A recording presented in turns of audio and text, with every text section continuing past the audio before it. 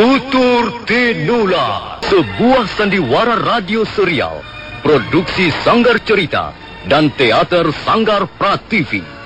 Sebuah kisah dengan latar belakang sejarah runtuhnya Singasari dan berdirinya Kerajaan Majapahit. Kali ini mengetengahkan episode ke-6 dengan judul Cahaya Fajar Menembus Hutan Tarik.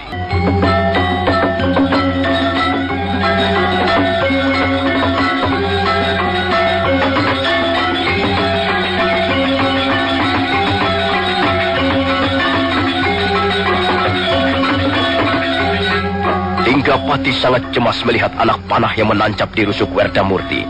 Kalau dibiarkan, lukanya bisa membengkak dan bahkan membusuk. Karena itu dia bermaksud mencabutnya. Linggapati memejamkan matanya. Tangan kanannya gemetar menggenggam batang anak panah.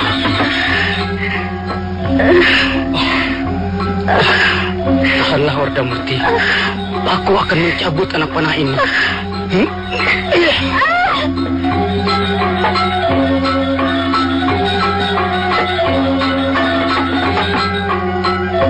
Kini anak panah itu sudah tercabut.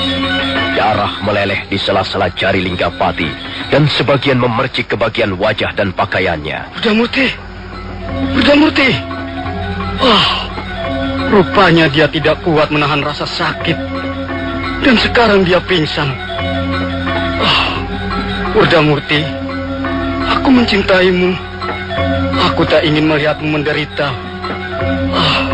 Werdamurti. Werdamurti.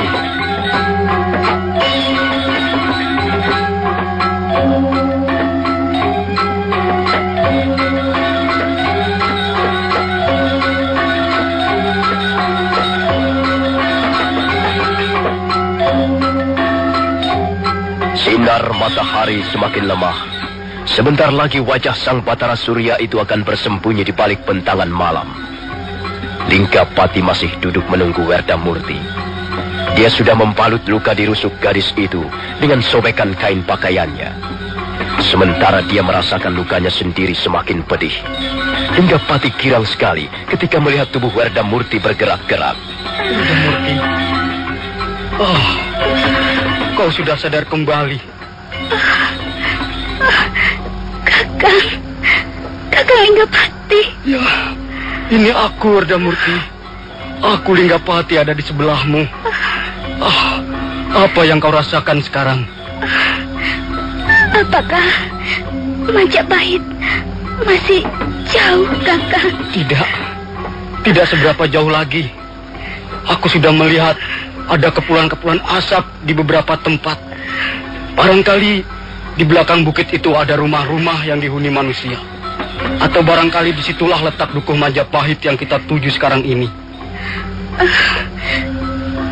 Kalau begitu, marilah kita lanjutkan perjalanan, Kakang. Tapi bagaimana dengan lukamu, Werdamurti? Kita harus segera tiba di Majapahit, Kakang, dan menghadap Gusti Sangramawijaya. Itulah yang terpenting. Kalau begitu, baiklah. Mari kita lanjutkan perjalanan. Ayo, kupapah kau. Mari Kakang.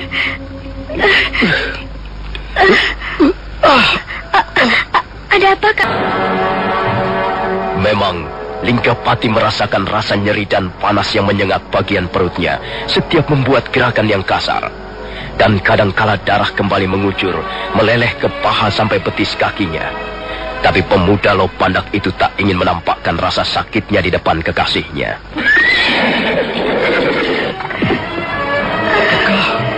Apakah kau bisa duduk dengan baik, Werdamurti?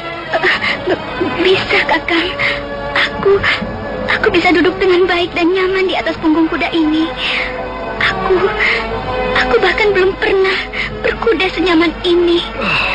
Lihat gumpalan-gumpalan asap itu. Iya, aku melihatnya, Kakang. Aku yakin kita sudah berada di wilayah Dukuh Majapahit. Rasanya aku mencium aroma sebuah perjuangan yang amat sedap. Ayo, cepat, Kakang. Kita harus segera tiba sebelum matahari terbenam. Baiklah. Peganglah leher kuda. Pegang terus dan jangan sampai terlepas. Ya. Satu hentakan lagi, kita sudah akan tiba di tempat yang kita tuju. Hiya! Hiya! Hiya! Matahari mulai tenggelam di bawah daerah yang berbukit-bukit. Sinarnya membias ke angkasa, menyepuh mega-mega putih dengan warna keemasan. Linggapati masih mengendarai kudanya menyusuri jalanan hutan yang mulai gelap. Suatu ketika kudanya melompati sungai kecil yang airnya jernih. Dan pada saat lain, kuda itu berlari dengan hati-hati di atas akar-akar pohon yang menjalar ke sana kemari. Kuda itu berlari tidak cukup kencang, seolah ingin menjaga keselamatan dua orang yang duduk di atas punggungnya. Linggapati kelihatan sangat lelah. Dia harus berkuda sambil menahan rasa sakit di perutnya yang terluka. Sementara masih harus menjaga Werdamurti agar tidak terlempar dari atas kuda. Hatinya sangat pedih setiap kali melihat kekasihnya tengkurap dan terguncang-guncang di atas kuda. Mendadak, Linggapati terkejut. Ketika melewati sebuah kaki bukit, kudanya berlari agak sempoyongan. Dan pada saat itulah, tubuh Werdamurti melorot ke bawah. Werdamurti!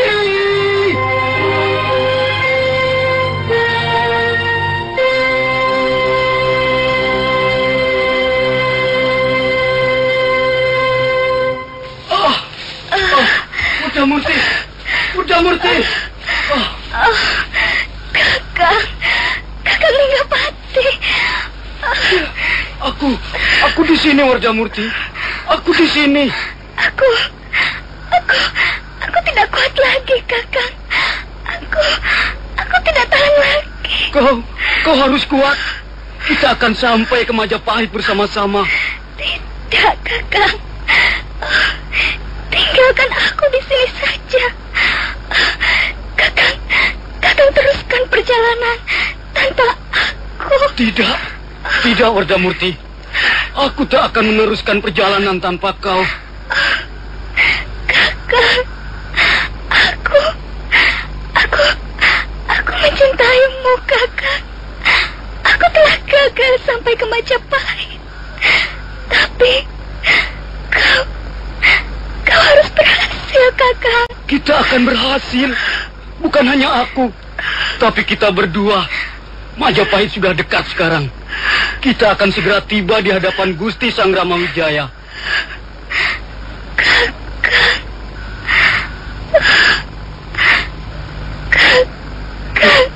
Werdamurti! Werdamurti! Tidak! Tidak!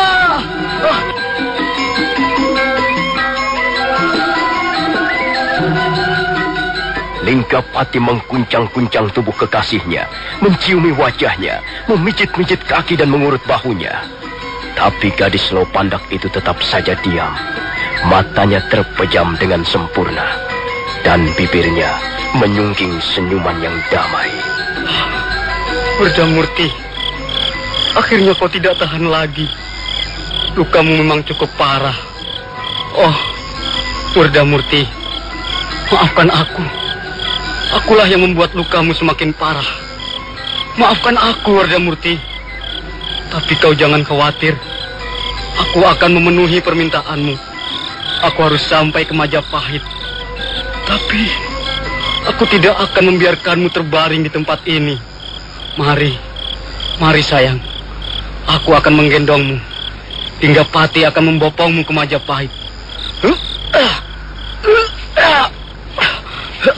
Linggapati mengangkat tubuh Werdamurti yang sudah seluruhnya menjadi dingin. Dia merasakan pedih di bagian perutnya, dan ada sesuatu yang merembes keluar. Dia tahu bahwa darahnya kembali mengalir. Tapi pemuda Lopandak itu tak menggubrisnya. Dia terus melangkah sambil menggendong tubuh gadis yang amat dicintainya. Sepertinya tidak ada yang perlu dicurigai, Paman. Ya, sepertinya cukup aman.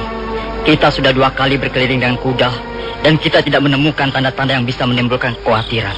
Saya masih belum yakin bahwa Jaya Katuang merasa perlu mengirimkan telik sandi untuk memata-matai Majapahit. Kemungkinan seperti itu selalu ada ke Bu Anabrang. Jaya Katuang tentu ingin duduk di singgasananya dengan tenang. Tapi Paman Nambi, Pemerintah Kediri mempunyai bala tentara yang banyak jumlahnya. Di samping itu mereka juga terlatih dengan baik. Apa perlunya mencemaskan Majapahit yang sekarang ini baru menjadi sebuah pedukuhan kecil di tengah hutan? Ya, kalau Jaya Katuan bersikap seperti itu, berarti dia lengah. Dia meremehkan kekuatan pihak lain, dan itu bisa berakibat buruk. Dia harus berhitung tentang banyak hal jika ingin lama berkuasa di tahta Penjalu. Pengalaman seperti itu pernah dialami para penguasa sebelumnya. Sang Prabu Kartanegara sendiri tidak mampu bertahan karena telah salah langkah. Beliau meremehkan gelang-gelang yang akhirnya justru bangkit dan sanggup mencapok Singasari. Oh, Paman Nambi, saya mendengar ringkik kuda di sana. Ya, di bawah sana, di balik gerumbulan semak belukar. Hati-hati Kebo Anabrang. Siapkan senjatamu. Mari kita lihat. Keduanya terluka parah, Paman. Yang wanita sudah meninggal. Dia terluka di bagian rusuknya, di bawah payudara. Ya, lukanya sangat lebar. Mungkin dia mati karena kehabisan darah. Yang laki-laki terkena sabetan senjata tajam di bagian perutnya. Rupanya dia sempat mengikat lukanya dengan sobekan kain, Paman. Kau kenal mereka, Kebo Anabrang? Tidak, Paman. Jelas mereka bukan warga Majapahit. Mungkin mereka telik sandi pemerintah Kediri. Aku belum bisa memastikannya. Tapi jelas, mereka mempunyai tujuan tertentu datang ke Majapahit. Paman, apakah mereka akan kita bawa menghadap Gusti Sang Grama Wijaya sekarang? Gusti Sang Grama Wijaya sedang menerima tamu dari Kadipaten Sumenep. Dan lagi kulihat luka orang itu cukup parah. Sebaiknya kita berusaha menyelamatkan nyawanya. Jangan sampai dua-duanya meninggal tanpa keterangan yang bisa kita peroleh. Kalau tidak salah, rumah Kiwahan tidak terlalu jauh dari tempat ini. Paman Nambi mau membawa mereka ke rumah Kiwahan? Ya, di samping rumahnya dekat dari sini. Kiwahan juga seorang ahli obat. Ayo, Bu Anabrang, kau naikkan laki-laki ini ke atas kudamu. Biar yang perempuan ikut bersamaku. Kita pergi ke rumah Kiwahan. Baik, Paman. Kau di mana, Ki? Hamba sudah memeriksanya, Gusti. Tapi lukanya memang parah sekali. Barangkali dia berkuda terlalu jauh. Nampaknya dia banyak kehilangan darah. Apa dia masih belum juga sadar? Hamba belum berhasil membuatnya sadar. Di lubang hidungnya, hamba sebarkan aroma daun-daunan yang sangat keras. Biasanya aroma itu cepat membuat orang sadar dari pingsannya, Gusti. Tapi mungkin lukanya terlalu parah. Baiklah. Kebo Anabrang? Iya, Paman. Coba kau panggil Kakang Lembu Sora, Tanggalawe, dan Adi Banyak Kapuk kemari.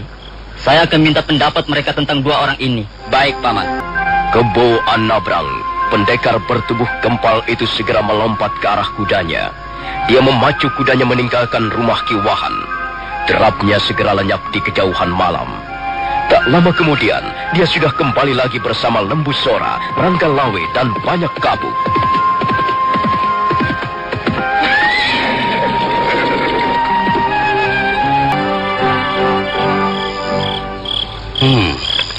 Jadi kau kenal mereka di Banyak Kapuk?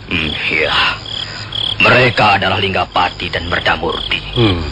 Mereka murid-murid saya di Lopandak, Iya. Sora. Werdamurti adalah putri kepala desa Lopandak, Raka Wikirang. Sedang Linggapati, anak Rana Dikara. Saya kenal baik dengan mereka berdua ini. Lalu apa kira-kira tujuan mereka datang ke Majapahit? Mungkin Lopandak diserang prajurit-prajurit Kediri. Kalau begitu, apakah perguruan rahasia Lopandak yang kau pimpin sudah bocor ke tangan Kediri? Mungkin begitu, Kakang. Waktu saya dan 40 orang siswa meninggalkan Lopandak, keadaan desa itu memang sedang genting. Tapi saya tidak tahu apa yang kemudian terjadi di sana. Sayang sekali kita tidak bisa mendapat keterangan apa-apa dari mereka. Iya. Orang yang bernama Linggapati itu masih belum juga sadar. Gusti Nambi. Bagaimana, Ki? Apa dia sudah sadar? Hamba sudah berusaha menyumbat urat-urat darah di sekitar lukanya, Gusti. Dia sadar, tapi hanya sebentar sekali. Lukanya memang sangat parah. Hamba kira dia tak akan mampu bertahan sampai besok pagi, Gusti. Sayang sekali. Kalau kita tidak bisa mendapat keterangan apapun dari Selinggapati ini. Kiwahan, apakah dia tidak sempat mengatakan sepatah kata pun ketika dia sadar? Dia hanya menyebut Gusti Sanggramawijaya sampai 2 kali, Gusti. Entah apa maksudnya, saya kurang tahu. Kalau begitu, pasti ada yang ingin disampaikan pada Gusti Sanggramawijaya. Iya, kelihatannya begitu, Kakang Lembu Sora. Ya. Apa tidak sebaiknya kita bawa dia menghadap Gusti Sanggramawijaya sekarang juga? Dia masih pingsan, tak ada gunanya. Iya, benar, Gusti, benar. Kalau dia digotong-gotong lagi, bisa lebih gawat keadaannya. Darahnya bisa merembes keluar lagi, Gusti. Kalau begitu, Gusti Sanggrawijaya yang harus datang kemari. Beliau sedang menerima 2 orang tamu dari Kadipaten Sumenep. Tuan Arya Wiraraja dan Sang Ramapati. Iya, kelihatannya beliau sedang membicarakan sesuatu yang sangat penting. Tapi Kakang Lembu Sora, apa yang akan disampaikan Ninggapati? Mungkin juga sesuatu yang sangat penting, Kakang. Iya, sekarang begini saja. Di antara kita berempat ini, kukira Adi Nambilah yang paling dekat dengan Gusti Sanggramawijaya. Bagaimana kalau Adi Nambi menghadap beliau dan melaporkan tentang 2 orang warga Lopanda ini? Iya, kukira Kakang Nambi yang paling tepat untuk menghadap Gusti Sanggramawijaya. Sementara kita menunggu di sini. Baiklah, saya akan berusaha melaporkan sebaik-baiknya.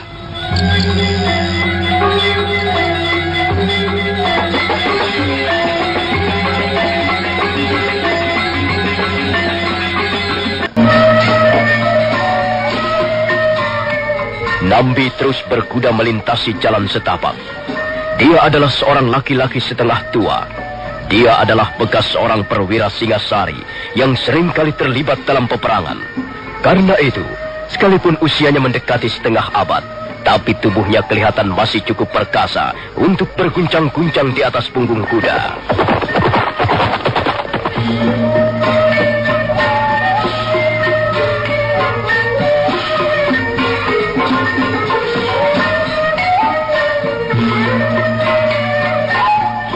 Ruang pendapa rumah kediaman Dyah Sanggramawijaya kelihatan sunyi dan lengang. Lampu minyak jarak yang terpancang di dinding ruangan menyinarkan cahaya taram temaram. Dyah Sanggramawijaya duduk bersila. Menantu bekas Raja Singasari itu duduk ditemani 2 orang yang sudah berusia agak lanjut. Yang duduk di sebelah kanannya adalah seorang laki-laki yang berpakaian seperti seorang Brahmana. Dia adalah Arya Wiraraja, atau biasa juga dikenal dengan nama Arya Banyakwide. Arya Wiraraja baru saja 1 hari berada di hutan Tarik. Dia datang dari Kadipaten Sumenep. Kemudian laki-laki setengah tua yang duduk di sebelahnya adalah Sang Ramapati. Sang Ramapati dulu adalah bekas tangan kanan Sang Prabu Kertanegara, yang kemudian dipecat karena dianggap tidak bisa menyesuaikan diri dengan kebijaksanaan Sang Prabu sehubungan dengan rencana Sang Prabu Kertanegara yang ingin menaklukkan Suwarna Bumi. Jadi dukuh kecil ini bernama Majapahit? Benar, Paman. Dukuh ini saya namakan Majapahit. Maaf, Angger. Iya. Bagaimana sejarahnya sehingga dukuh ini bisa bernama Majapahit, Nger? Paman ingin tahu. Iya, pada saat mereka, orang-orang Madura yang diperbantukan oleh Paman Arya Wiraraja, tengah sibuk menebang pohon-pohon di hutan, ada salah seorang yang merasa lapar dan haus. Kemudian mencoba makan buah yang terdapat di dalam hutan. Dia tidak tahu nama buah itu, dan dia sangat kesal karena begitu buah itu dimakan, ternyata rasanya sangat pahit. Teman-temannya kemudian juga mencoba memakan buah itu, dan memang buah itu rasanya sangat pahit. Berita ini kemudian tersebar di antara teman-teman yang tengah sibuk membabat hutan. Dan akhirnya berita ini kemudian sampai di telinga saya.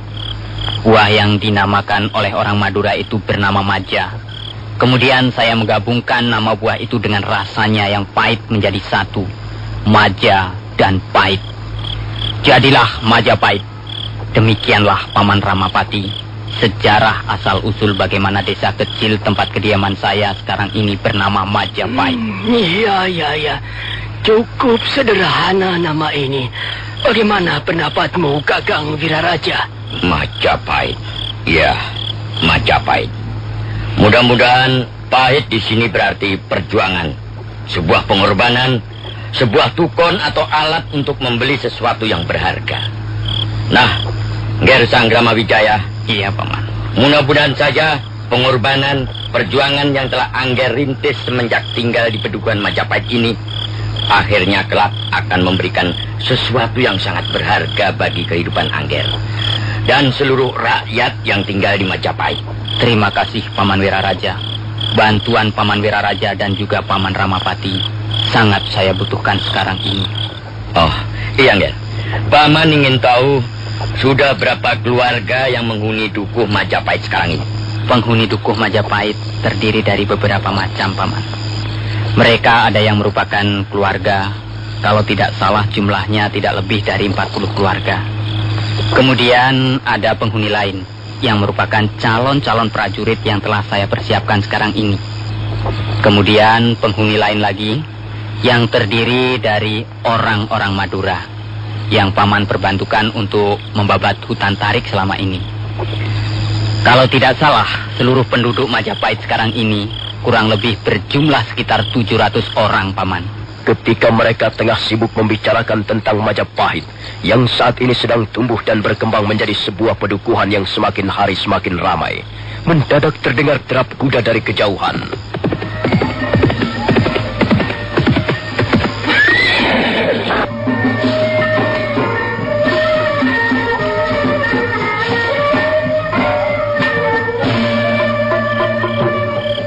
Ada apa, Paman Ambi?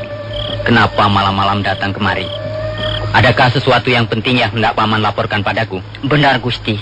Ada sesuatu yang penting yang hendak hamba sampaikan pada Gusti Sang Rama Wijaya. Apakah itu, Paman? Nambi kemudian menceritakan perihal 2 orang warga desa Lopandak yang sekarang berada di rumah kediaman Ki Wahan. Dia, Sang Rama Wijaya, memperhatikan dengan seksama seluruh laporan yang diberikan oleh orang kepercayaannya. Kemudian dia menoleh kepada Arya Wiraraja yang berada di sebelahnya. Paman Wiraraja dan juga Paman Ramapati, maaf. Agaknya saya terpaksa harus meninggalkan Paman berdua untuk beberapa saat lamanya. Barangkali ada sesuatu yang telah terjadi di Majapahit yang harus segera saya ketahui latar belakangnya. Oh, iya. Silakan, Ger. Silakan. Biarkanlah Paman berdua menunggu di ruang pendapa ini. Mungkin saya hanya sebentar, Paman. Saya kira saya akan kembali lagi dan kita bisa meneruskan berbicara tentang banyak hal. Mari, Paman Ambi, antarkan saya ke rumah Ki Wahan malam ini juga. Mari, Gusti. Dia, Sang Rama Wijaya, melangkah menuju ke arah penyimpanan kuda. Dan sebentar kemudian dia sudah berkuda meninggalkan rumah kediamannya. Sementara itu, Nambi berkuda mengiringi di belakangnya. Mereka terus berkuda menembus keremangan malam yang hanya diterangi oleh cahaya bintang di atas langit.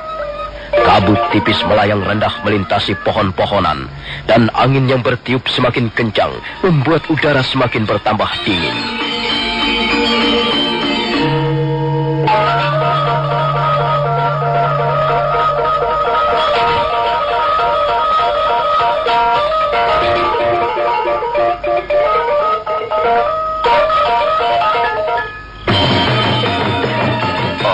Gusti Sang Rama Wijaya sudah datang. Iya, Paman Busora. Saya ingin tahu apa yang sedang terjadi. Mari, Gusti. Mari, silakan melihat sendiri. Ada seorang warga desa Lopandak yang ingin menyampaikan sesuatu kepada Gusti secara langsung. Dia, Sang Rama Wijaya, melangkah ke arah sebuah balai yang terletak di sudut ruangan. Dia segera melihat seorang laki-laki yang terbaring dalam keadaan luka parah di bagian perutnya. Darah masih merembes keluar, dan sebagian sudah mengering di seluruh pakaiannya. Laki-laki itu tiba-tiba menggeliat, dan matanya mendelik seolah-olah merasakan kesakitan yang amat sangat.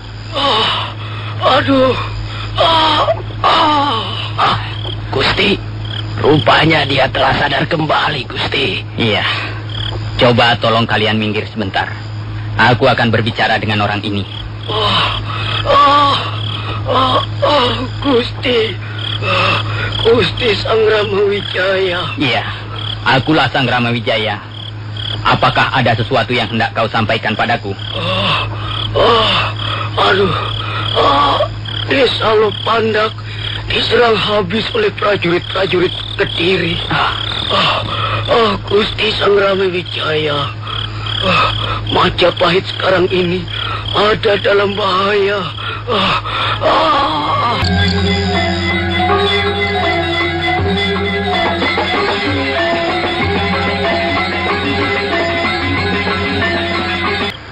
Sayang sekali dia hanya sempat menyampaikan sepatah dua patah kata. Iya, benar Gusti.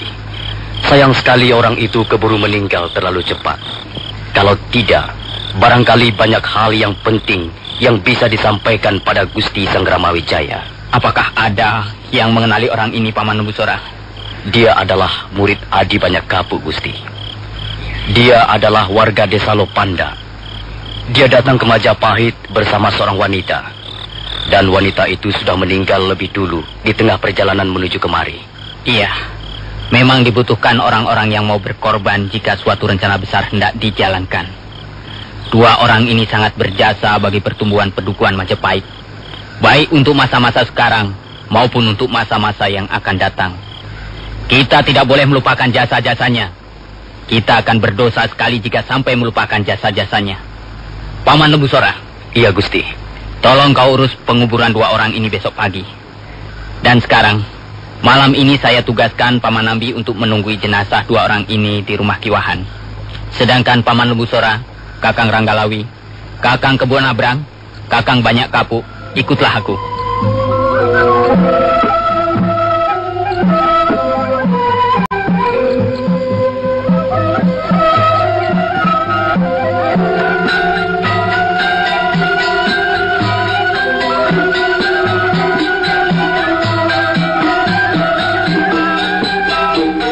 Setelah mengatur segala sesuatunya sehubungan dengan rencana penguburan Linggapati dan Werdamurti, besok paginya dia Sang Ramawijaya segera meninggalkan rumah Kiwahan. Sementara itu, Lembusora, Kebo Anabrang, Ranggalawe dan Banyak Kapuk mengiringi di belakangnya. Mereka terus berkuda menempuh jarak kurang lebih 30 pal jauhnya. Dan setelah beberapa saat lamanya mereka berkuda di atas jalan setapak, tak lama kemudian mereka pun sudah memasuki halaman rumah Dyah Sang Ramawijaya. Setelah menambatkan kudanya masing-masing, mereka memasuki ruang pendapa. Di ruang pendapa, kelihatan Arya Wiraraja dan Sang Ramapati masih duduk bersila sambil berbincang-bincang. Angger Sang Ramawijaya, iya. Apa yang telah terjadi sebenarnya, Angger? Telah terjadi Rajapati, Paman. Tapi korbannya bukan warga Majapahit sendiri. Oh. Mereka adalah dua orang warga Lopandak. Warga desa Lopandak? Iya, Paman. Mereka bernama Linggapati dan Werdamurti. Apa sebenarnya yang telah mereka alami? Mengapa mereka bisa mati di pinggiran desa Majapahit? Apa sebenarnya yang telah menimpa diri mereka, Nger? Barangkali Kakang Kembo Anabrang bisa memberikan keterangannya lebih jelas dan lebih terperinci lagi, Paman. Begini, Tuan Arya Wiraraja. Selanjutnya Kebo Anabrang menceritakan apa yang telah dialaminya bersama Nambi ketika sedang menjalankan tugas berjaga-jaga di sekeliling dukuh Majapahit. Demikian juga Banyak Kapuk memberikan tambahan keterangan tentang dua warga desa Lopandak yang telah sejak lama dikenalnya sebagai murid-muridnya. Arya Wiraraja mengerutkan keningnya sesaat. Orang tua itu kelihatan berpikir keras. Demikian juga dia Sang Ramawijaya kelihatan berpikir keras. Suasana di ruangan pendapa menjadi sangat hening untuk sesaat lamanya. Angger Sang Ramawijaya? Iya, Paman. Agaknya mulai malam ini Angger harus lebih berhati-hati.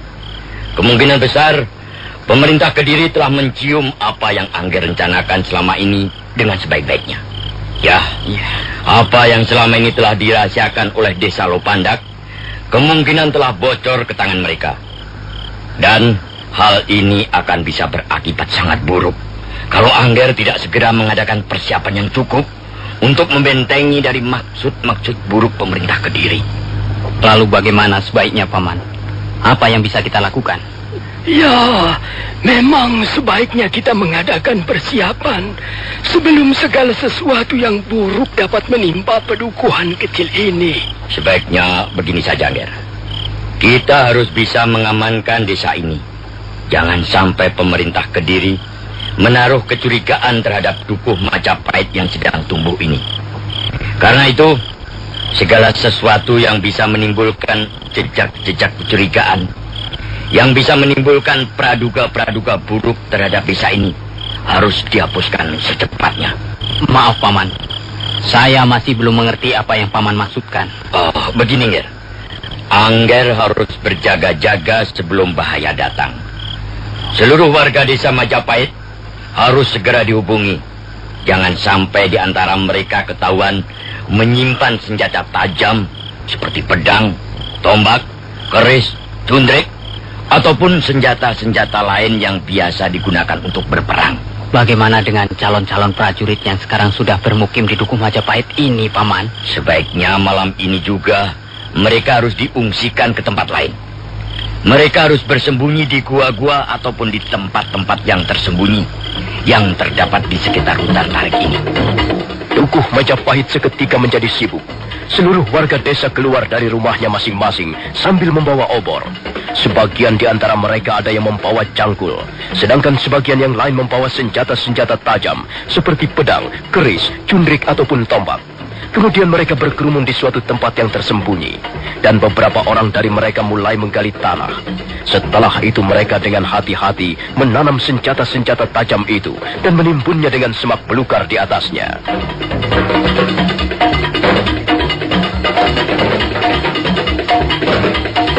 Sementara itu, di tempat lain juga nampak adanya kesibukan. Rangga Lawe mengumpulkan calon-calon prajurit Majapahit di sebuah tanah lapang yang cukup luas. Mereka berjumlah sekitar 400 orang. Setelah memberikan keterangan secukupnya, dan setelah mengadakan persiapan yang secukupnya, maka Rangga Lawe pun memerintahkan agar mereka segera berangkat meninggalkan Dukuh Majapahit malam itu juga. Dan mereka pun segera naik ke atas punggung kuda masing-masing untuk kemudian memacu kudanya ke arah barat menembus kegelapan malam yang masih pekat.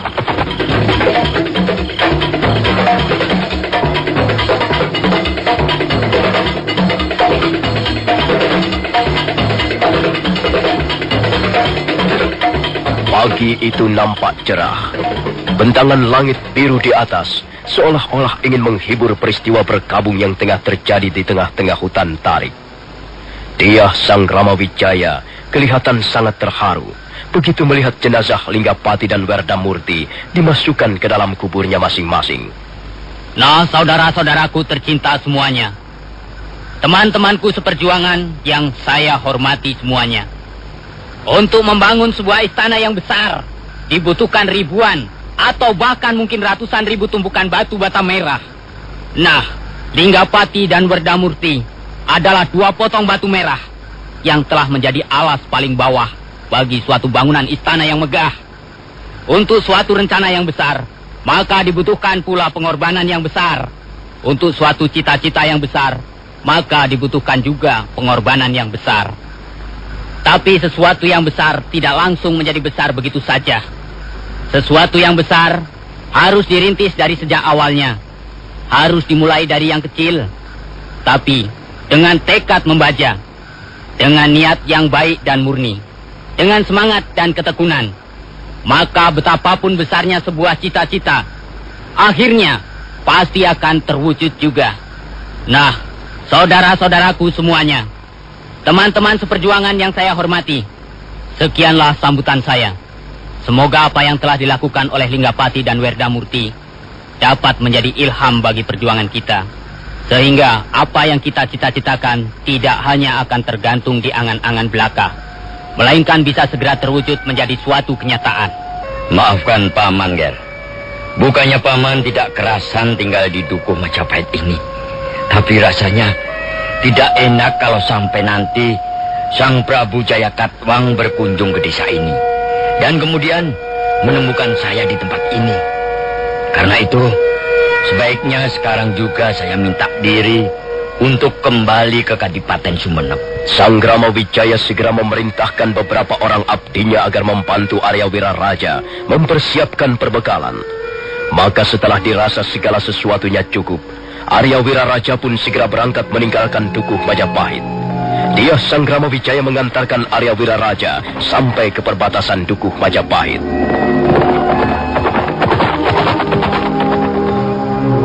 Sampai menjelang sore hari, Dukuh Majapahit kelihatan tenang. Tak ada sesuatu pun yang terjadi. Hanya kelihatan lebih sunyi dari biasanya, karena sebagian besar warga desanya pergi ke tempat persembunyian. Tapi suasana ketenangan itu pada malam harinya terganggu oleh derap seekor kuda yang dipacu melaju menuju rumah kediaman Dia Sang Rama Wijaya. Ada apa, Paman Nambi? Ada seorang Klik Sandi melaporkan sesuatu yang sangat penting, Gusti. Apa yang dia laporkan, Paman? Cepat, beritahukan padaku. Klik Sandi itu melaporkan bahwa Sang Prabu Jaya Katwang dengan dikawal oleh kurang lebih 200 orang prajurit telah memasang kemah di dekat hutan tarik, Gusti. Paman Jaya Katwang memasang kemah di dekat hutan tarik? Apa maksudnya? Menurut laporan Klik Sandi itu, prajurit-prajurit Kediri itu membawa peralatan berburu, Gusti.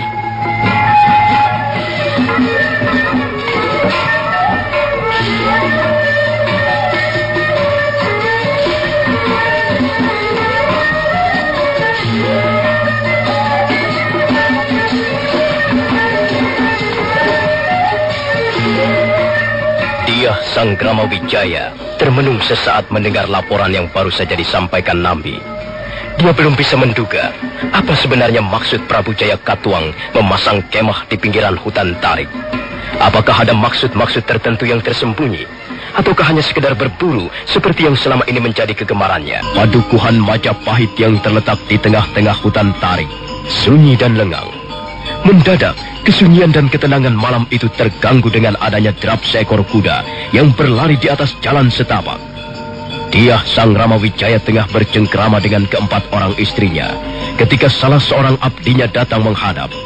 Abdi itu melaporkan bahwa Nambi sedang menunggu di ruangan pendapa dan ingin berbicara dengan beliau. Dia Sang Rama Wijaya pamit pada istri-istrinya, kemudian bergegas melangkah ke ruangan pendapa. Nambi duduk bersila, dan laki-laki setengah tua itu mengangkat wajahnya begitu melihat Ratu Gustinya muncul dari pintu ruang tengah. Oh, ada apa, Paman Nambi? Ada berita yang hamba hendak sampaikan, Gusti. Berita mengenai apa, Paman? Baru saja seorang Klik Sandi melaporkan pada hamba, Gusti. Mereka melihat prajurit-prajurit Kediri memasang kemah di pinggiran hutan tarik. Mungkin benar sekali apa yang sudah kita duga sejak semula. Pasti mereka datang untuk memeriksa dan menggeledah Majapahit. Lalu siapakah yang menjadi pimpinan mereka, Paman Nambi? Menurut laporan Klik Sandi yang hamba terima, prajurit-prajurit Kediri itu langsung dipimpin oleh Sang Prabu Jaya Katwang sendiri, Gusti. Kira-kira jumlah mereka ada berapa, Paman? Kira-kira ada sekitar 300 orang prajurit, Gusti. Tapi Klik Sandi itu menambahkan bahwa mereka datang dengan peralatan berburu. Kukira itu hanya untuk menutupi tujuan yang sebenarnya. Mereka hanya pura-pura berburu di hutan tarik. Aku yakin berita tentang desa Lopandak sudah sampai ke telinga Jaya Katwang. Dan sekarang ia ingin melihat sendiri secara langsung keadaan desa Majapahit. Lalu, apa yang sekarang kita lakukan, Gusti? Begini saja, Paman. Paman segera menghubungi Paman Ramapati, Paman Nubusora, Kakang Ranggalawi, Kakang Banyak Kapuk, dan Kakang Kebu Anabrang. Kita harus benar-benar waspada dan hati-hati. Kita segera mengadakan persiapan untuk menerima mereka sewaktu-waktu. Apapun yang akan mereka lakukan, mereka tidak boleh tahu apa yang sedang terjadi di Padukuhan Majapahit ini. Nambi segera pergi untuk menjalankan perintah Ratu Gustinya. Beberapa saat lamanya dia Sang Rama Wijaya termenung di ruangan pendapa. Laki-laki berwajah tampan itu menatap ke arah cahaya lampu minyak jarak yang terpanjang di tengah-tengah tiang pendapa. Wajahnya yang menyinarkan seri kebangsawanan kelihatan memikirkan sesuatu yang sedang mengusik perasaannya. Rupanya Paman Prabu Jaya Katwang sendiri yang akan datang memeriksa Padukuhan Majapahit ini. Iya, tapi sebenarnya yang lebih berbahaya adalah Arda Raja, puteranya. Ya, Arda Raja manusia licik. Dulu dia menjadi musuh dalam selimut. sehingga Singasari dapat dihancurkan oleh tentara gelang-gelang. Ya, dan aku tahu itu. Sejak dulu, dia tidak menyukaiku. Ya, Ardaraja inilah orang yang perlu diwaspadai. Apalagi sekarang dialah orang yang sangat berperanan di dalam roda pemerintahan Kediri. Dia pasti berusaha untuk menjatuhkan aku. Nah, tapi ya, sekarang ini aku harus pandai-pandai menahan diri. Ya, kalau sampai Prabu Jayakatwang mengetahui bahwa aku menyusun kekuatan di Majapahit ini, maka dengan mudah pemerintah Kediri akan melenyapkan desa kecil ini dari muka bumi. Dia Sang Ramawijaya cukup lega. Dinding-dindingnya terbuat dari papan dan lantainya beralaskan tikar pandan. Keempat istri dia Sang Ramawijaya nampak duduk di atas lantai sambil berbicara perlahan-lahan. Mereka adalah putri almarhum Sang Prabu Kertanegara. Yang paling tua, putri sulung Sang Prabu bernama Tribuana. Putri Tribuana terkenal dengan sebutan Dewi tak bercela. Kemudian adiknya bernama Mahadewi, terkenal sebagai wanita yang cantik rupawan. Putri nomor 3 bernama Pratnya Paramitra Jayendra Dewi, terkenal sangat menawan hati. Sedangkan yang keempat adalah putri bungsu Sang Prabu Kertanegara, bernama Raja Patni. Raja Patni inilah istri yang paling dikasihi dia Sang Ramawijaya. Mereka berempat buru-buru menggeser duduknya begitu melihat suaminya muncul dari pintu ruang tengah memasuki ruangan. Oh, Kanda Wijaya, hamba mendengar bahwa prajurit-prajurit Kediri sedang memasang tenda di pinggiran hutan tarik. Apakah berita ini benar, Kanda? Benar, Dinda Raja Patmi. Tapi kalian tidak perlu merasa cemas. Hamba yakin mereka datang untuk menggeledah Majapahit, Kanda. Memang kelihatannya begitu, Dinda Tribuana. Karena itu kita harus waspada. Kita harus hati-hati. Tapi hamba khawatir apa yang Kanda Wijaya rencanakan selama ini akhirnya terbongkar, Kanda. Iya, kalau memang harus terjadi seperti itu, kita tidak bisa berbuat apa-apa lagi, Dinda Mahadewi. Tapi mudah-mudahan para dewa melindungi kita semua. Prajurit-prajurit Kediri itu memang keterlaluan sekali. Mereka tak henti-hentinya membuat kesusahan pada kita. Semenjak kita melarikan diri dari istana Singasari, mereka terus memburu kita. Sampai akhirnya Arya Wiraraja melindungi kita di Kadipaten Sumenep. Dan sekarang mereka masih terus mencurigai kita, mengawasi kita, dan kemungkinan besar masih tetap ingin menghancurkan kita, Kanda. Itu sudah jamaknya, Dinda Tribuana. Jayakatwang merebut kekuasaan dari pemerintah Singasari. Sedangkan kita adalah kerabat kerajaan Singasari. Sudah sepantasnya Jayakatwang merasa takut, merasa khawatir kekuasaannya akan kembali direbut oleh orang lain. Iya, saya hanya kasihan melihat kalian berempat.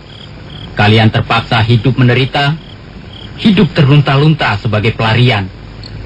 Dan sekarang kalian hidup di tengah-tengah hutan seperti ini. Kanda Wijaya, jangan berkata seperti itu. Kami berempat adalah istri-istrimu. Kami sudah sepakat. Kami sudah berjanji dalam hati bahwa kami akan tetap setia mendampingi Kanda Wijaya. Benar, Kanda Wijaya. Kanda Wijaya tidak perlu meragukan kesetiaan kami. Iya, Kanda.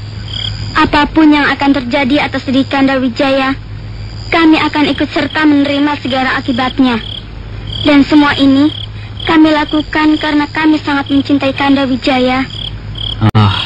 Terima kasih atas pernyataan kesetiaan kalian padaku. Aku merasa terharu sekali mendengarnya. Iya, baiklah. Kalian tidak perlu merasa cemas. Aku yakin apa yang telah kita rencanakan selama ini suatu ketika akan memperoleh hasil yang gemilang. Aku yakin mereka tidak akan dapat menemukan apa-apa di Dukuh Majapahit. Mereka pasti akan kembali ke Kediri dengan tangan hampa. Sementara itu di pinggiran hutan tarik, nampak 8 buah tenda yang dipancangkan di atas lapangan rumput. Tenda-tenda itu terbuat dari kulit sapi yang dikeringkan. Ujung-ujung tenda diikat dengan tambang serat nanas yang kemudian dikaitkan pada akar-akar pohon. 7 buah tenda yang ukurannya agak kecil dipancangkan berkeliling. Dan di tengahnya terdapat sebuah tenda yang ukurannya jauh lebih besar. Di dalam tenda yang paling besar itulah Prabu Jaya Katuang biasa istirahat di malam hari ketika sedang berburu. Malam belum begitu larut. Udara terasa dingin. Dan udara terasa semakin dingin setiap angin bertiup dari lereng gunung Penanggungan dan menerobos masuk hutan tarik. Sang Prabu Jaya Katuang duduk di atas tikar di dalam tenda dengan ditemani Patih Kebo Mundarang dan putranya Ardaraja. Sementara 4 orang prajurit pengawal pribadinya berjaga-jaga di luar tenda.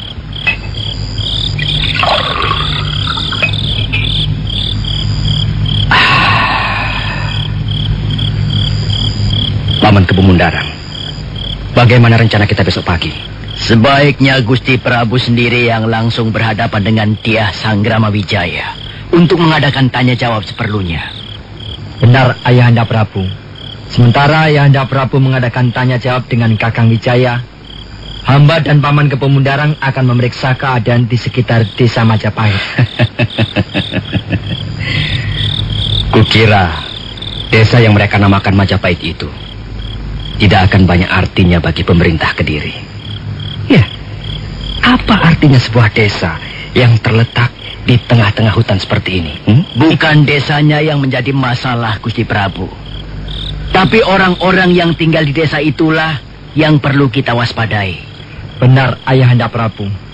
Menurut pendapat hamba, bagaimanapun juga Kakang Wijaya tetap merupakan duri dalam daging bagi pemerintahan Kediri. Ya, baiklah. Aku hanya menuruti saja apa yang menjadi kemauan kalian. Mudah-mudahan saja apa yang telah kita lakukan sekarang ini bukanlah sebuah lelucon. Sudahlah, kita lihat saja bagaimana besok pagi. Malam terus merangkak perlahan-lahan. Di atas langit yang jauh bertaburan bintang gemintang. Sementara itu kabut tipis melayang-layang di atas permukaan tanah. Sang Prabu Jaya Katuang sudah terlena dalam tidurnya. Sementara beberapa orang prajurit nampak berjaga-jaga di sekitar tenda.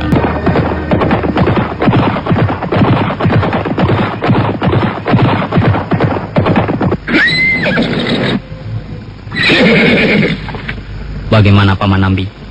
Apakah mereka kelihatan sudah bergerak menuju kemari? Benar, Gusti. Sang Prabu Jaya Katuang dan dikawal prajurit-prajuritnya telah bergerak menuju ke pendukuhan Majapahit. Sang Prabu ditemani Patih Kebo Mundarang dan Ardaraja. Ya, kalau begitu persiapkan segala sesuatunya, Paman. Perintahkan agar orang-orang bekerja seperti biasa di sawah, di ladang ataupun di tegalan. Baik, Gusti.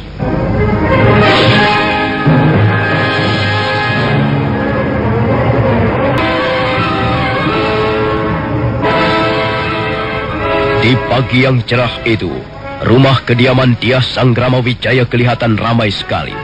Prajurit-prajurit Kediri berkerumun di halaman, dan sebagian berjajar di sepanjang jalan. Dyah Sanggrama Wijaya menyambut Sang Prabu Jaya Katuang di ruangan pendaba. Kulihat kau sudah cukup kerasan tinggal di sini, Sanggrama Wijaya.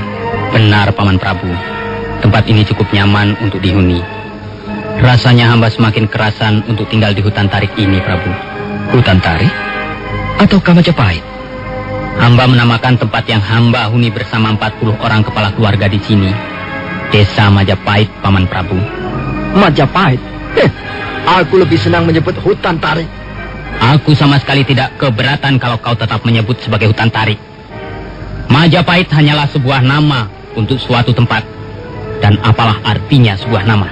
Ayahanda Prabu, silakan Ayahanda Prabu berbincang-bincang dengan Kakang Wijaya di ruangan pendopo ini. Saya dan Paman Kebo Mundarang ingin berjalan-jalan di luar sebentar. Kau memang tidak biasa duduk berlama-lama, Ardaraja. Pergilah keluar, kalau itu yang kau inginkan. Biarlah aku bercakap-cakap sebentar dengan Sanggrama Wijaya di sini. Kalau Adi Ardaraja ingin berjalan-jalan di luar untuk melihat suasana di sekitar Dukuh Majapahit, biarlah ditemani Paman Nembusora dan Kakang Ranggalawi. Aku sama sekali tidak keberatan kalau ada orang-orang yang ingin menemaniku berjalan-jalan.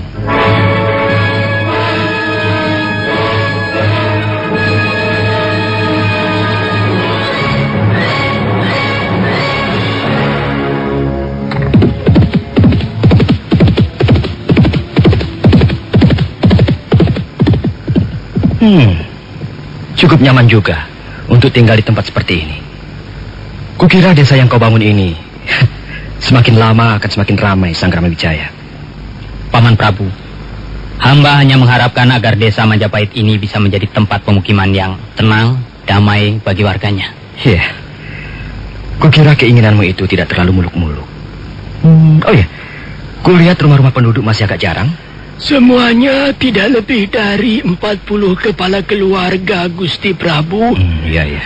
Mereka berasal dari desa-desa di pinggiran hutan tarik seperti Pongging, Jongan, Tebu, ataupun Kedung Dawa. Iya, iya. Tapi ada juga di antara mereka yang berasal dari daerah yang agak jauh seperti Kapanjangan dan Desa Segara, Gusti Prabu. Iya. Aku ikut merasa gembira karena kau dan orang-orangmu sudah berhasil membangun sebuah desa, Sanggrama Wijaya. Aku sama sekali tidak keberatan kalau desa ini semakin hari semakin bertambah ramai. Ya. Aku bahkan bersedia membantu usaha-usahamu untuk memajukan dan mengembangkan desa ini lebih jauh. Tapi ada satu hal yang perlu kau ingat, Sanggrama Wijaya. Apakah itu, Paman Prabu? Desa Majapahit ini kuizinkan berdiri dan berkembang bukan untuk tujuan-tujuan yang lain. Kau boleh saja membuka lahan-lahan pertanian. Kau boleh membuat sawah, ladang, ataupun tegalan. Kau juga boleh membuat usaha-usaha perdagangan dengan desa-desa lain ataupun pasar-pasar di daerah-daerah lain. Sanggrama Wijaya, kau pasti mengerti apa yang aku maksudkan.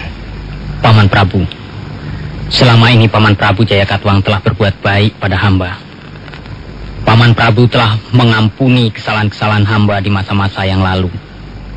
Bahkan Paman Prabu telah memberikan kepercayaan pada hamba dan memberikan hutan tarik sebagai tempat tinggal hamba bersama keluarga.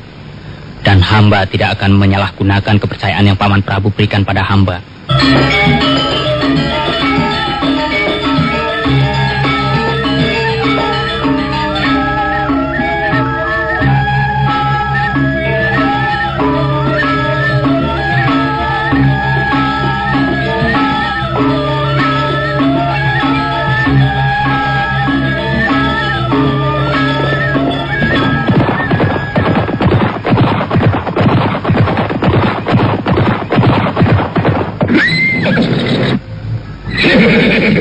Kakang Ranggalawe.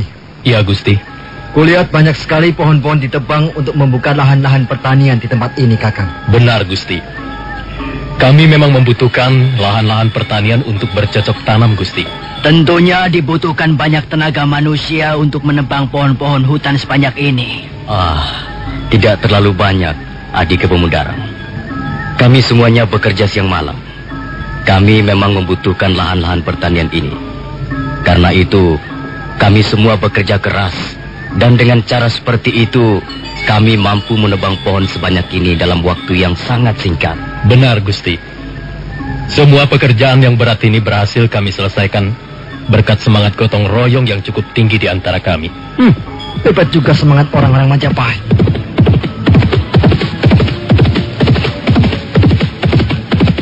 Ada apa, Jaranijo? Kami sudah melaksanakan perintah Gusti Adaraja.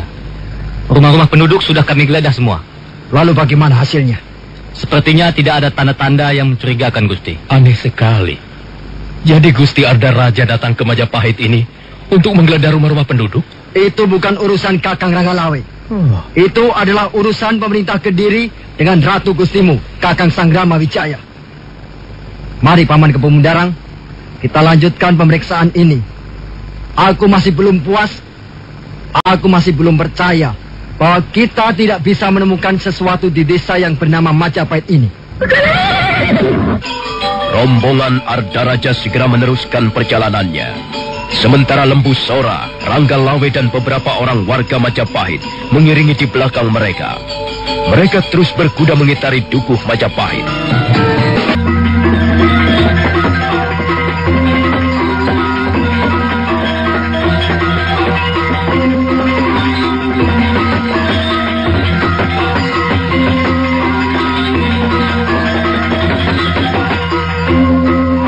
Rombongan rombongan Ardaraja terus berkuda mengitari desa Majapahit. Sekali waktu mereka berhenti di depan rumah seorang penduduk. Jaran Lejong dan beberapa orang prajurit Kediri diperintahkan untuk menggeledah rumah penduduk tersebut. Sementara itu, Rangga Lawe, Lembu Sora dan beberapa orang warga desa Majapahit yang menyertainya hanya melihat saja dari atas punggung kudanya. Ardaraja nampak sangat kecewa dan kesal karena tidak juga menemukan apa yang dicarinya. Sudahlah, sudah. Mari kita lanjutkan perjalanan. Hayo, hayo. Semuanya naik ke atas punggung kuda lagi. Mari kita lanjutkan perjalanan.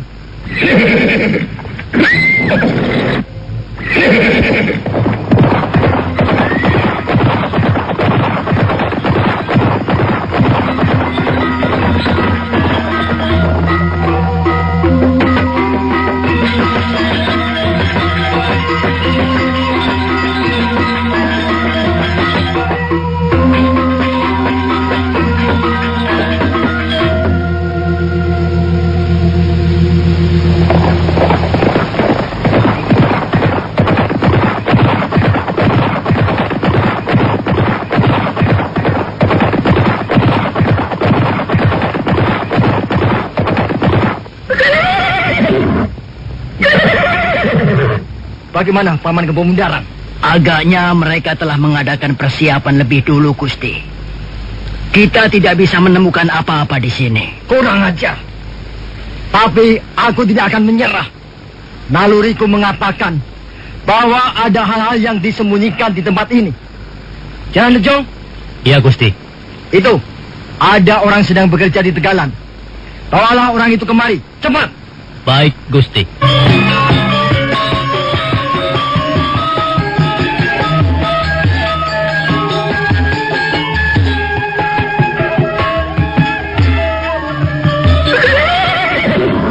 Ini orangnya, Gusti.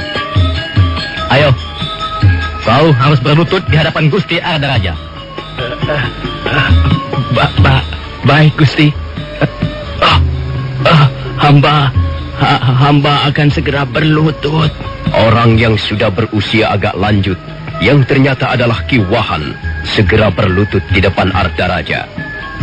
Untuk sesaat lamanya, Ardaraja memandang Ki Wahan dengan tatapan mata yang tajam. Kemudian perlahan-lahan, putra Sang Prabu Jayakatwang itu mendekati orang yang berlutut di depannya. Siapa namamu?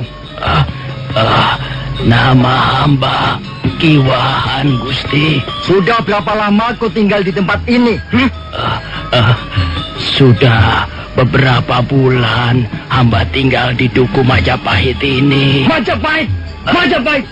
Tidak ada itu desa yang bernama Majapahit. Tapi Gusti, Tidak ada desa yang bernama Majapahit. Yang ada hanyalah hutan tarik. Tapi Gusti, desa ini memang bernama Majapahit. Gusti Sanggramawijaya sendiri yang menamakan desa ini Majapahit, Gusti. Goblok! Tolong! Aduh, ampun Gusti, ampun. Diam! Sekali lagi kau berani menyebut Majapahit, lidahmu akan kupotong. Ampun. Jaran Lejong. Iya, Gusti. Coba kau periksa si tua bangka ini. Aku ingin tahu apakah dia benar-benar hanya seorang tua yang bisa bekerja di sawah, ataukah dia mempunyai keahlian yang lain. Baik, Gusti.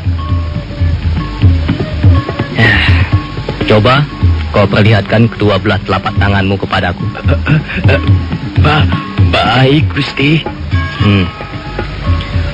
Buku-buku tanganmu cukup keras. Juga jari-jari tanganmu cukup keras. Coba kau berdiri. Kau bisa berdiri dengan bagus sekali. Sekalipun sudah tua. Kulihat tubuhmu sepertinya masih cukup perkasa. Dengar. Dengar dan jawablah pertanyaanku ini. Apakah kau bisa membuat kuda-kuda? Kuda? Maksud Tuan, apakah hamba bisa naik kuda? Kau jangan pura-pura berlaku bodoh. Kuda-kuda, bukan kuda. Aku bertanya apakah kau bisa membuat kuda-kuda. Kau jangan seperti orang kebingungan begitu. Jawablah pertanyaanku. Hamba belum mengerti apa yang Tuhan maksudkan. Jangan nejong. Aku sudah tidak sabar lagi. Ajaklah si tua bangka itu memainkan 1 atau 2 jurus. Baik, Gusti.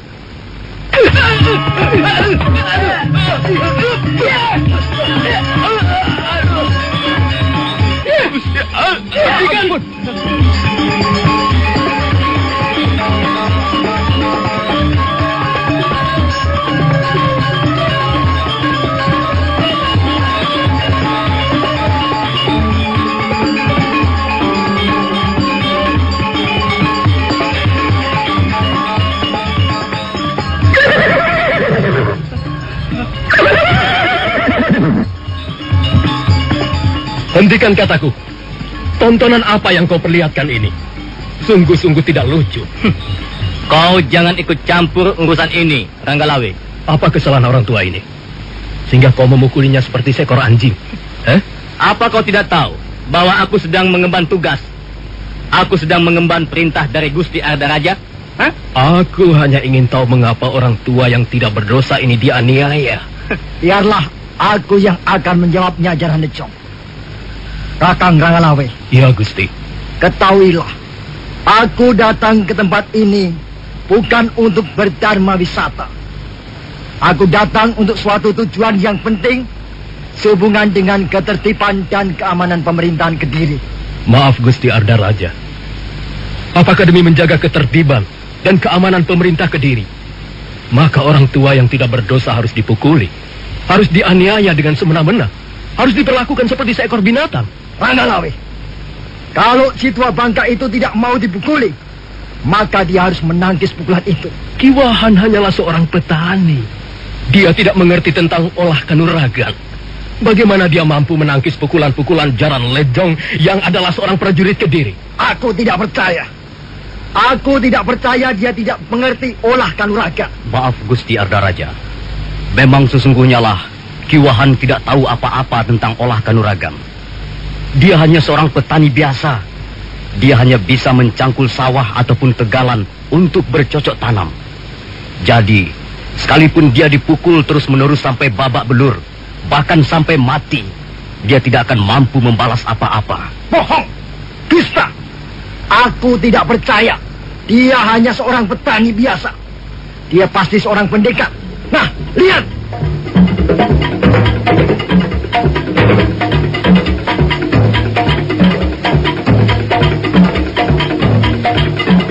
Ardaraja kelihatan sangat marah. Tangannya bergetar, wajahnya merah padam. Sambil menghunus kerisnya, dia segera melangkah mendekati Ki Wahan yang semakin mengkerut ketakutan. Lihat! Lihatlah semuanya! Kalau memang si tua bangka ini tidak tahu ilmu kanuragan, maka dalam waktu sekejap, dia pasti akan binasa di tanganku. Tunggu, tahan Ranggalawe. Tahan, sabarlah anakku.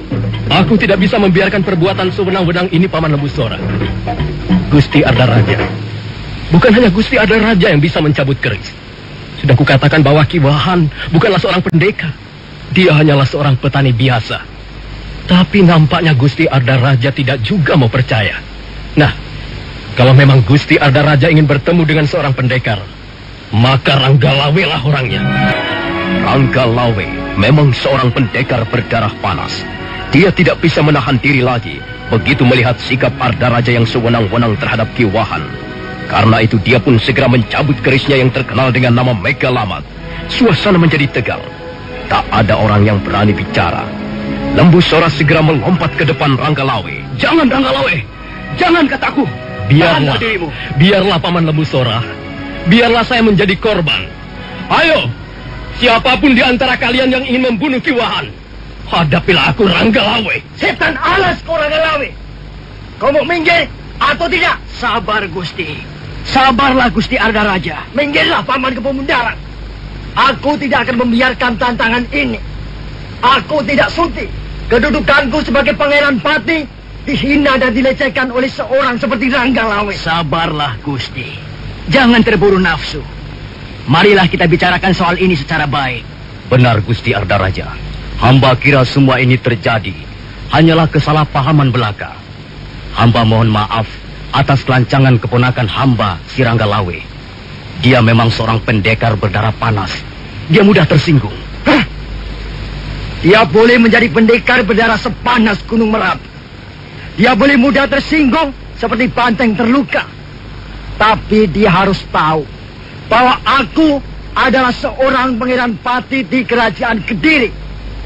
Dengan perbuatannya seperti itu, aku bisa memerintahkan prajurit-prajuritku untuk mencincang tubuhnya habis-habisan.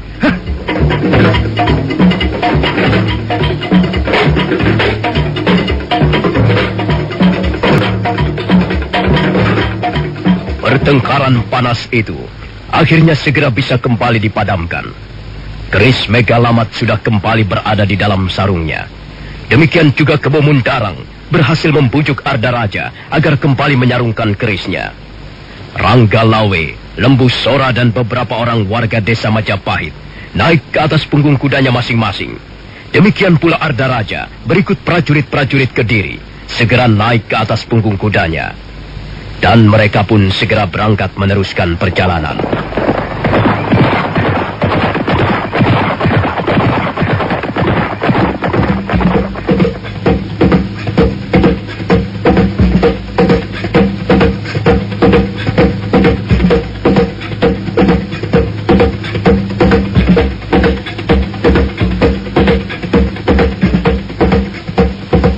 Sementara itu, Diah Sang Gramawijaya nampak masih berbincang-bincang dengan Sang Prabu Jayakatwang di ruangan pendopo. Mereka baru saja menyelesaikan santap siang bersama. Di sudut ruangan pendopo, nampak seorang lelaki tua dengan pakaian seorang nayaga sibuk memainkan tetabuhan. Suasana menjadi sangat tenang dan damai. Sang Prabu Jayakatwang kelihatan puas atas sambutan yang diberikan oleh Diah Sang Gramawijaya. Coba kau tuangkan lagi secangkir minuman untukku. Silakan. Ampun Gusti Prabu. Minuman di sini tentunya tidak lezat seperti minuman di kota Kediri. Bukan begitu. Aku sedang haus sekali sekarang ini. Dan rasanya minuman ini cukup lezat. Oh ya, bahannya dibuat dari apa minuman ini? Bahan pokoknya dibuat dari air perasan pelepah pohon aren, Gusti Prabu. Ada salah seorang warga desa Majapahit ini yang pandai sekali membuat minuman tuak. Dia bisa membuat tuak aren, tuak kelapa, tuak jerami ataupun tuak pohon tal.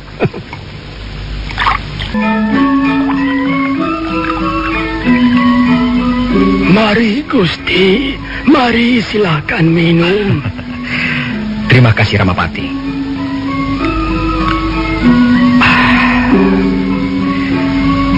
Oh ya, Sang Gramawijaya, aku ingin menanyakan sesuatu padamu.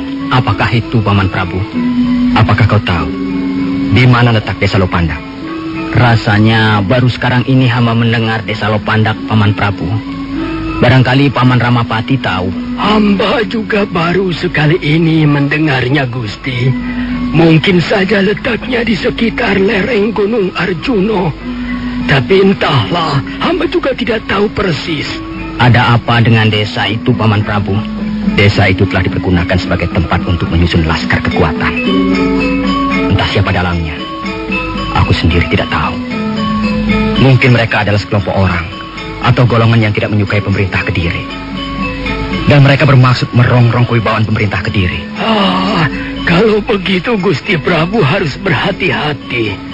Kelompok seperti mereka itu jangan dibiarkan merajalela. Iya, tentu saja.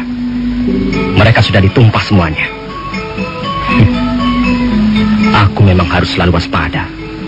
Bukan aku mencurigai pedukuhan Majapahit ini, Sang Gramawijaya.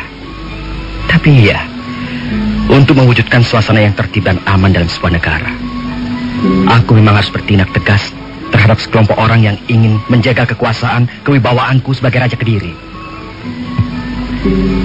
Bukankah demikian adalah sikap yang paling tepat, Sang Gramawijaya? Hamba kira sikap dan tindakan Paman Prabu Jayakatwang cukup bijaksana.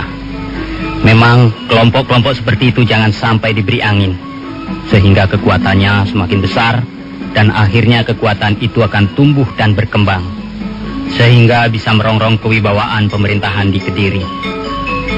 Adapun mengenai pendukuhan Majapahit ini, hamba jamin bersih dari kelompok ataupun orang-orang seperti itu, Paman Prabu. Kami selalu berhati-hati setiap menerima pendatang baru. Bagus, bagus. Kau dan orang-orangmu, seluruh warga Majapahit di sini, harus ikut bertanggung jawab, ikut menjaga ketertiban dan keamanan seluruh wilayah Kediri. Itu merupakan bukti kesetiaan kalian pada pemerintah Kediri. Kalau ada sesuatu yang mencurigakan, kalian bisa segera melaporkan pada Pati Kepemundarang atau langsung padaku. Ketika mereka sedang sibuk berbicara di ruangan pendopo itu, dari jauh terdengar derap orang-orang berkuda yang semakin lama semakin dekat.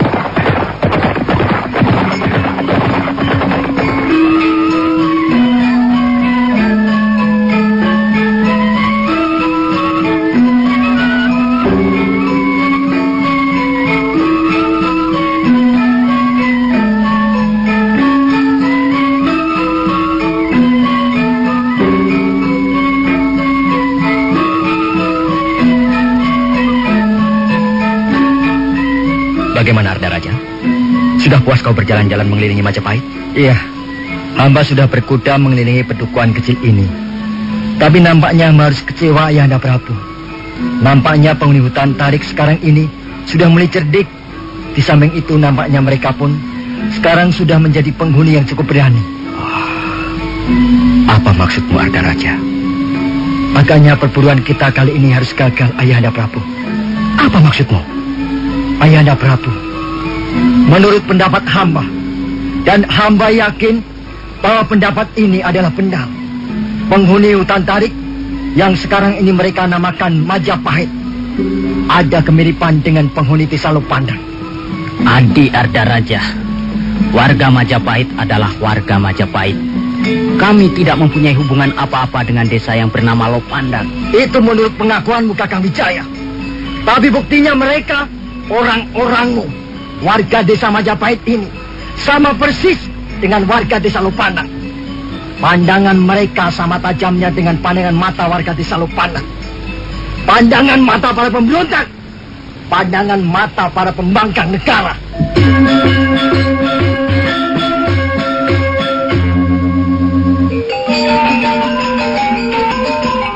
Kata-kata yang diucapkan Arda Raja menukik dengan tajam bagaikan mata sebilah pedang yang ingin mencari mangsanya. Suasana di ruangan pendopo seketika menjadi panas dan tegang. Tak seorang pun berani mengucapkan sepatah kata pun. Nah, saudara pendengar, bagaimanakah kisah selanjutnya? Nantikan saja lanjutan kisah Tutur Tinular ini dalam seri berikutnya. Sampai jumpa.